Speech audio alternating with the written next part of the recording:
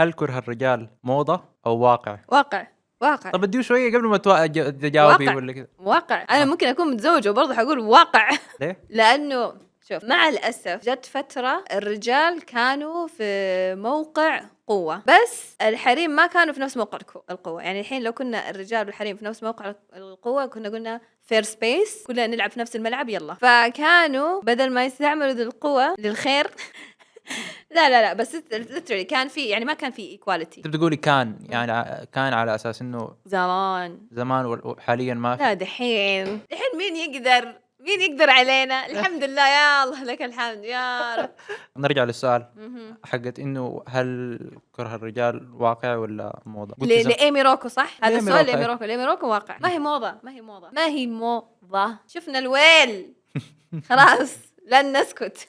شوفي انا كولد يعني وكراجل عندي ايوه قل لي رايك وشعورك كولد وراجل. طبعا هي ما موضة، يعني في أسباب واقعية وأسباب حقيقية خلت الرجال يأثروا على النساء بطريقة سلبية، وأنا مستوعب الحاجات دي، ومستوعب إنه في ناس كتار يستغلوا النساء بطرق مختلفة. في فترة ما الكره حق الرجال عمم على كل الرجال، فخلاني أنا أحس إنه مثلا أنا ما عملت حاجة لكن أنت تكرهني قبل ما حتى تعرفني. أوكي حقول لك حاجة. خلينا نتكلم. أنا في أمريكا الساعة 10 بالليل، لما أجهز إني أطلع ما حقول حطلع لأن لازم أروح البقالة، يا الله ما عندي موية لازم أطلع. ما حقول لا اليوم ما حيصير لي شيء. أقول لا خليني أخذ الحيطة والحذر. صح. فهي حيطة وحذر.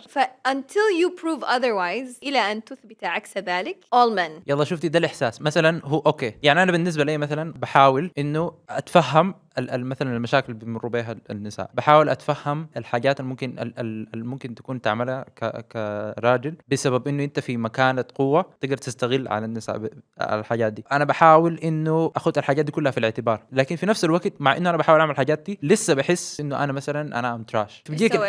ما سويت حاجة، لكن لما الواحد يجي يقول لك oh men are trash بتخليني أنا أحس كواحد بيحاول actively to أحارب الحاجات اللي بيعملوها. It's not you. when we say all men are trash، إذا أنت you're not trash. بس الفكرة إنه لما البنت تقول all men are trash، هو صح إنه generalization، والgeneralization ما هو شيء صح. لكن إذا أنت طلعتي الشارع أو أنت رحتي دوامك أو أنت كنتي في مكان، أنت حتاخذي الحيطة والحذر من كل شيء. فمع الأسف في النقطة هذه نستعمل generalization، بس الفكرة إنه it's not truly generalization. It's في عدد كبير. There are men who are trash. في عدد كبير طبعا. But we have to be very careful. بس الفكرة إنه أنا لازم أنتبه لنفسي. أنا ما أعرف إيش نية اللي قدامي. صح.